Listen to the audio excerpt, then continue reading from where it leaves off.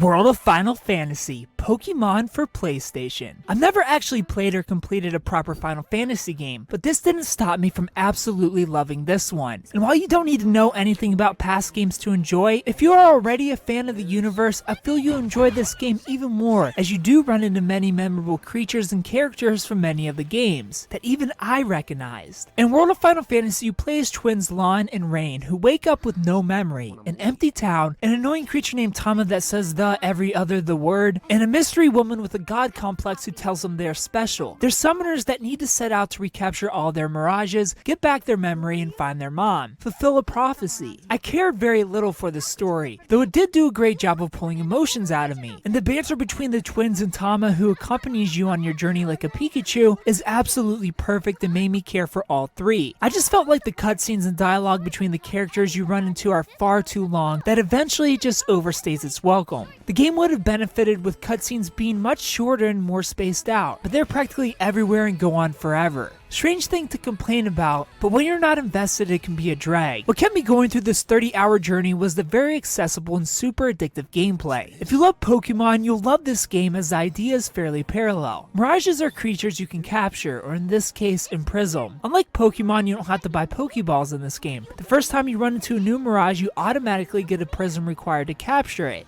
Some Mirages, however, require specific conditions to be able to capture, which you can learn, as well as its elemental weakness by scanning it during battle if you choose. Every Mirage in this game has strengths and weaknesses, and as you capture them, you can add up to 2 to your stack for both Lon and Rain, meaning in total you bring 4 Mirages into battle alongside you. There's a catch though, your stack can only consist of 1 small, 1 medium, and 1 large, and Lon and Rain take up one of these slots, which is where changing size comes into play. Giant form, which takes up the large slot and allows you to have a medium and small Mirage stacked on top of you, and Chibi form, which takes up the medium slot and allows you to have a large Mirage underneath you and a small Mirage on top of you. And when you add Mirages to your stack, their weaknesses, HP, and strengths combine. So for example, a water and fire stack could almost cancel out weakness to water. This also gives you all that character's moves in battles. There surprisingly isn't much emphasis on grinding in this game, as I didn't have to stop and grind once. Everything scaled with me, so I just fought everything I crossed paths with as I progressed. Battles are very simple and turn-based. How quick your turn comes compared to your opponent though is based on agility, so some really fast enemies may go twice before you get to go again. And in battle you can stack or unstack, of course both options having pros and cons. The pros of unstacking is that you have 6 separate attack opportunities. The con, however, is that your characters are vulnerable as your HP is split into 3. Much easier to lose a party member in battle, so I personally chose to play stacked each time. During battle you can scan for weakness. Use any of the character's special moves that cost action points so they can't be spammed. But my biggest complaint is that there's no indication of the type of damage a certain move will do while in battle. You just get the name of the move and have to make an educated guess. Thankfully the names are pretty great at giving you an idea, but it would have been nice to know if you should waste so many action points on a move that would do less damage than a standard attack that costs 0. But a really great tool in battle is that you can press a button to repeat attacks, as well as hold a button to fast forward a battle, making inconvenient battles fly by. Much appreciated. And you can eventually call in champions that you meet throughout the story to do some insane damage or heal your party. You can carry up to 3 at a time, but you have to fill a meter to use them, so it's wise to only use them when you're in real trouble, which I didn't find happening too much, as I'd rarely have to go to my item bag for healing. And at the end of the battle you earn XP not only for the 6 at battles, but 8% spread across the 6 extra Mirages you can bring along your journey as well. And all the extras are stored and can be accessed at save points, so there's no limit on how many you can own. As your Mirages level up, they gain skill points, and every single one of them has a unique skill tree where you can pick and choose which skills to boost and which moves to learn. You can even unlock Transfigurations in this tree, which are essentially evolved forms. Practically all Mirages can evolve into a larger form, so when you're ready to turn your medium to a large, you can shrink down to Chibi form and allow them to fill the large slot. The greatest thing about Transfigurations though is that none of the Mirages are stuck that way. You can make any of them smaller or larger anytime to help them fit the stack or your desired playstyle. My biggest issue with the skill tree and Transfigurations, and the point I feel hurts the game the absolute most, what stops this game from being as fun and addicting as it possibly could, is that far too many Transfigurations have a question mark, meaning you have to find a certain item or that you have to run into the larger form in the wild before you can evolve it. That's super lame and can leave your character having dozens and dozens of skill points unspent because you haven't ran into the larger counterpart. This isn't the case for a handful of Mirages, but it is for a majority of them. and it's super annoying and kills all reason to level grind if you chose to do so to unlock that form. If a sequel were to happen, the game would greatly benefit with having Transfiguration tied to a level and only a level. I understand some of them being tied to story progress, but for the others, keep it to a level. I shouldn't have to wait on the game to have a stronger party. I should be able to make my party stronger on my own. A really cool thing about Transfigurations though is that some of the Mirages have an XL version. You can't put an XL character in your stack, but you can call them into battle, which brings your party to 7, and in turn more than doubles your HP. The overall level design can be a little frustrating though. You know those really annoying caves in Pokemon where you run into Zubat after Zubat? Well, those annoying caves are basically this entire game. There's no safe spot other than towns. If you're walking, you have the chance to be thrown into a random battle, which can definitely get annoying in some of the maze-like puzzle sections of the game. The world also sort of forces you to have a great variety of mirages. This is where the extra 6 slots come into play. There are a handful of obstacles that require a mirage that can breathe fire, smash, freeze, fly, just to name a few. So if you're one type kind of person, it's not going to work here. You need variety, especially if you plan on reaching the chests in this game for pickups, that of course can just be bought instead. Overall, World of Final Fantasy is a great game that's super addictive and hard to put down. Things do start to feel repetitive by the game's end, but thankfully it takes a long time to get there. A few tweaks to Transfigurations, information during battle, cutscenes that cut to the chase, and this series could become a masterclass of an experience. I give World of Final Fantasy an 8.5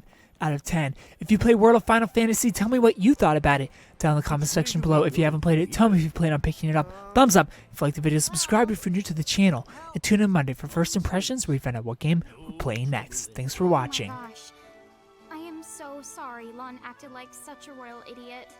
I'm not royal. Oh, and I'm his older sister, Rain.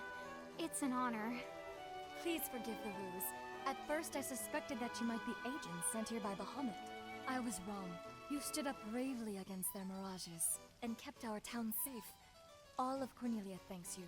Oh, I wouldn't say we were that brave. Really. Stop, you're so modest. Still, the fact of the matter is, we didn't do anything all that outstanding. Yeah, we're more the in-standing types. Huh? I'm pretty sure that in-standing isn't in actual the word. Forgive me. It's just so hard to believe that you two are the stuff of prophecy.